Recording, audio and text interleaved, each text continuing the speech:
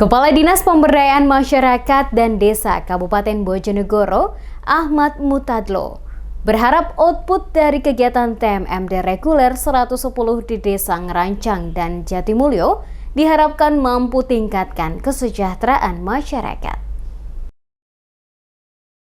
Direncanakan mulai tanggal 2 hingga akhir bulan Maret 2021. Kodim 0813 Bojonegoro akan melaksanakan kegiatan TMMD reguler 110 tahun 2021 dengan desa sasaran Ngerancang maupun Jatimulyo, Kecamatan Tambakrejo. Kepala Dinas Pemberdayaan Masyarakat dan Desa Kabupaten Bojonegoro, Ahmad Mutadlo mengungkapkan, selain sukses dalam pelaksanaan, diharapkan juga output yang dihasilkan pasca pelaksanaan TMMD dapat meningkatkan kesejahteraan masyarakat. Harapan tersebut disampaikan saat mengikuti rapat koordinasi kesiapan akhir program TMMD reguler ke-110 Kodim Bojonegoro.